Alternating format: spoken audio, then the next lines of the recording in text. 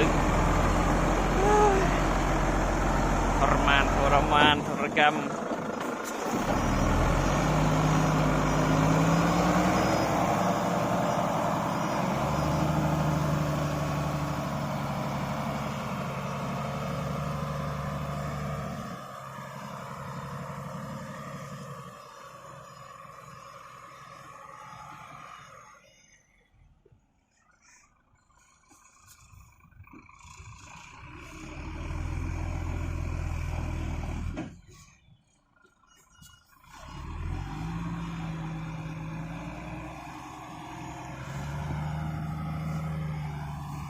ลงไปคืนนะครับไม่ไหว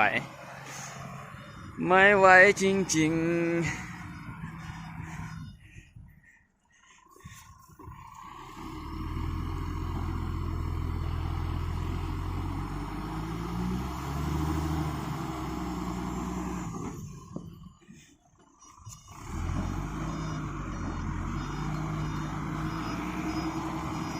ถอยยาวไปลุด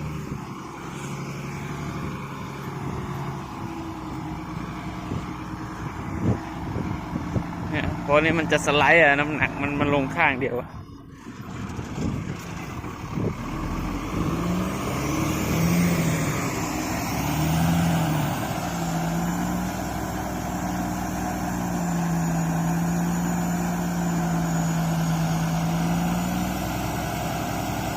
เนี่ยมันแถมาฮะ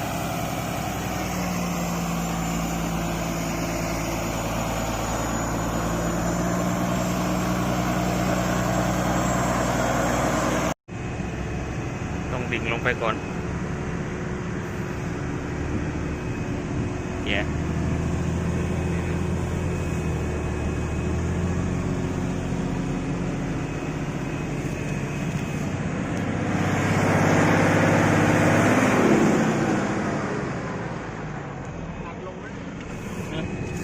ขนาดลงนักปล่อยเหยียบคัดไม่กระจุดเลย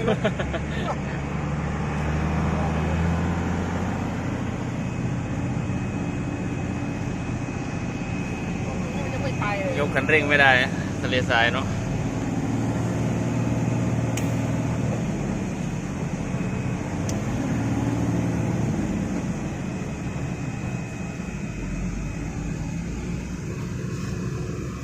มาเราคอยลากคอยดันย้ายไปย้ายมามันนี่ของง่ายนี่ขนาดหน้าหนาวนะถ้าหน้าร้อน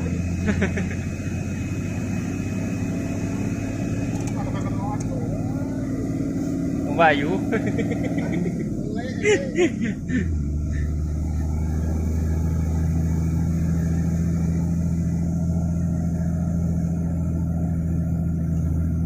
ปีที่แล้วไอ้ลิเบียมันขึ้นนี่เลยทางมันแต่จริงๆที่ตรงนี้ถ้าเราเอารถมาดันไปมันเพื่อจะดีกว่าด้วยดันตรงปลายมันอย่างเดียวใช่ไหมไม่งั้นเพราะว่าทางมันแข็งขึ้นไม่ส่งแต่มันขึ้นได้รอบเดียวอ่ะปีที่แล้วอ่ะว่ามันขึ้นรอบที่สองไม่ไหวเลยเพราะมันไม่ส่งไปแล้วยางมันแข็งด้วยที่ว่าเราไปดึงใช่ไหมอันนั้นรอบสองอ่ะที่ต้องดึงนะ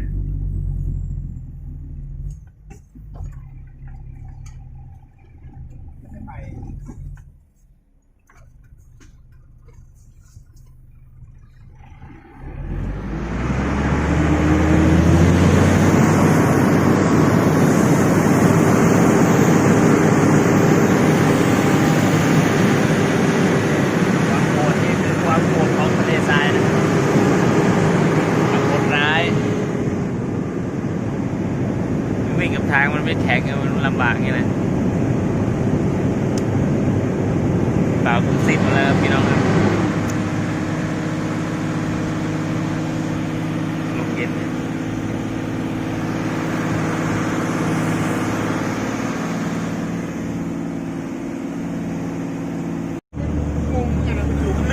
ตรงนั้นตรงนี้หลุมลึกมากเลยครับเนี่ยมันมีลมมามันก็ขุดเอาไอ้เนี่ยขึ้นมาคืนมันแทนที่มันถมขึ้นมันถมเรื่อยๆนะมันไม่ถมเนาะพอลมมามันดันขึ้นเลยถ้าลดลงไปแล้วเนี่ยคนติดว่า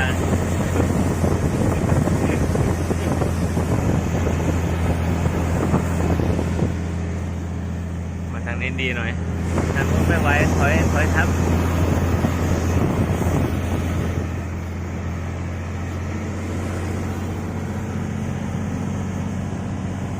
ไอ้นี่จะขึ้นได้แบบยังไม่รู้หรอกได้ยังคง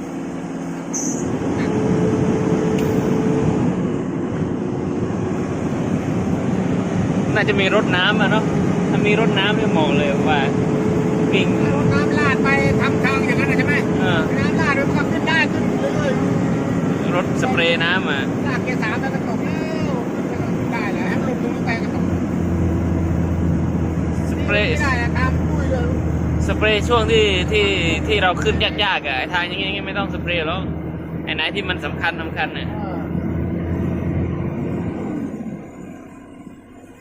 ยังไงถ้าพื้นมันแข็งมันขึ้นได้อยู่แล้วอะ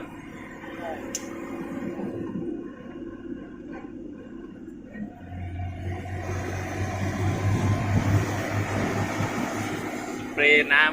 ำรถแท็กเตอร์ก็ลากท่อลงมาเรียบดินแทบไม่ยุบนะทรายนะเจอน้ำมาเลย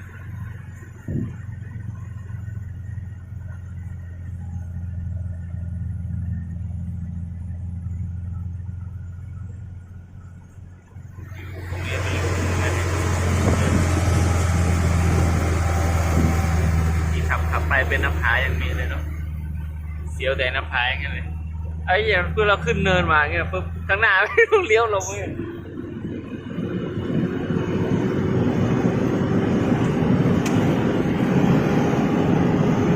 ใช่ไหมรถปีที่แล้วที่รถแข่งมันจะมาตกไอ้ตรงนี้เลยไม่ได้มาทางนี้มันมองไม่เห็นเลย หน้าผาไม่ค่อยเจอไหนเนี่ยเจอแต่หน้าด้านเละอันนี้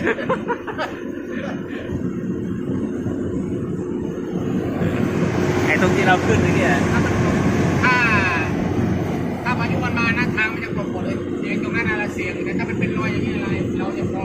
เดาได้ใช่ไหม เราได้เพราะรถเราวิ่งเราก็มองลงไปเมื่อเช้านี่มองไม่เห็นเลยมันตกเมื่อไหร่ไม่เร็วก็ไปไม่ได้ช้าก็ติดไปเร็วไปก็ไปเจอข้างในเอาไม่อยู่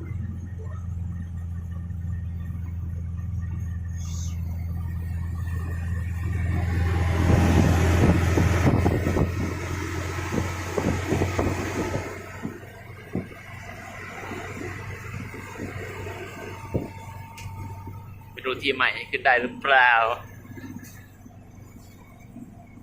สายจะต้องกินข้าวอยู่นี่แหละถึงเวลาพอดี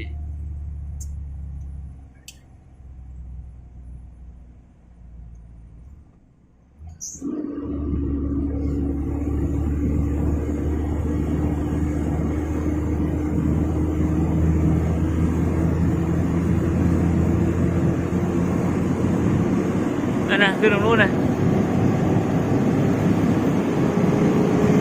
รอยเก่าอยู่เลย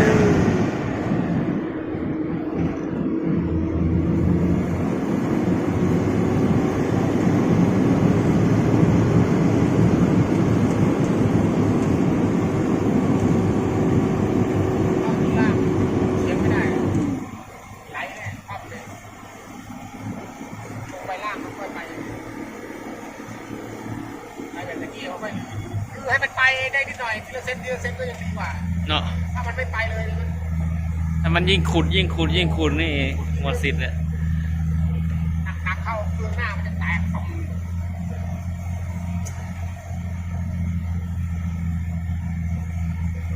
อันนี้แค่เอาลังอะไรมาทิ้งไว้เนี่ย อ๋อไอ้ช่วงมันจะทำพวกเขาเอา เหี้ย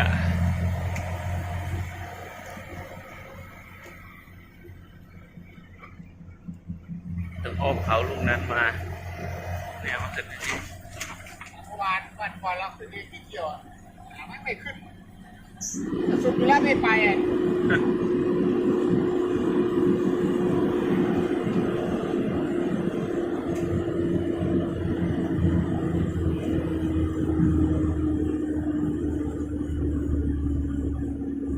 เฉยเลย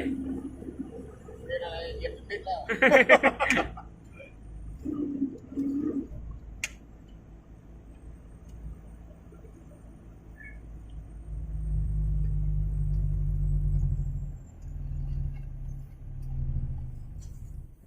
แค่นี้มันยัง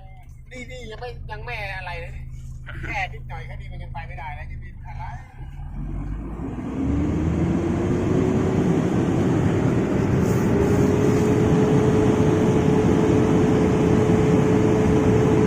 ตรงนั้นสายใหม่นะขาวจั่วเลยอะไปตรงนี้น่าจะได้รู้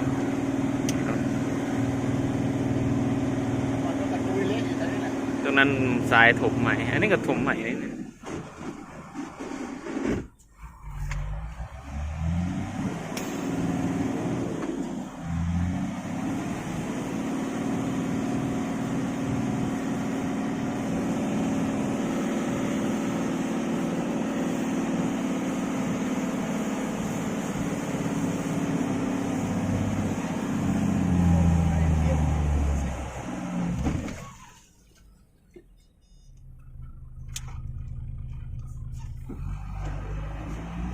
ยังไม่ไปเลย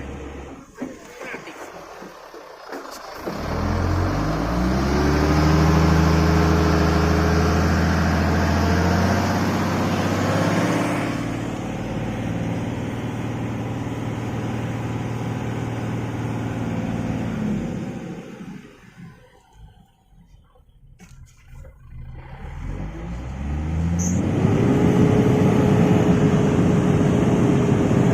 ไปเลยตั้งมาดูดิอ่ะ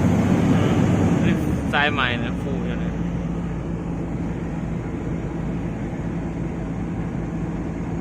มันดูนี่มันจะแข็งนะ อ่า หน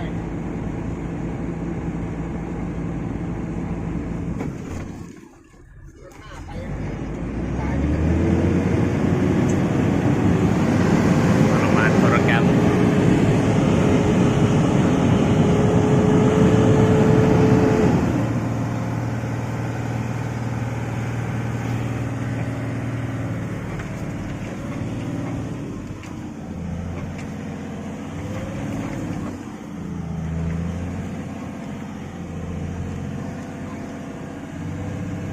ก่อนหน้านี้มัน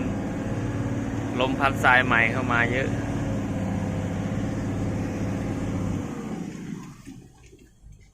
ผ่อนขึ้นตรงนี้ไม่ได้ก็มาตรงนี้ได้ แทนที่มันจะอยู่กับที่เนาะถ้าไม่อยู่กับที่มันคงจะแข็งอยู่ ใช่ เจอน้ำเจออะไรอมเข้าไปมันเล่นปลิวมาทับถมมาที่ใหม่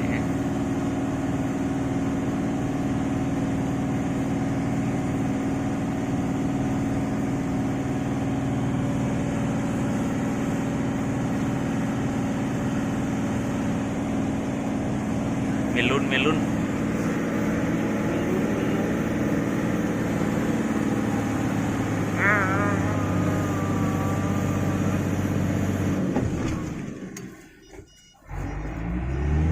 ชันจัด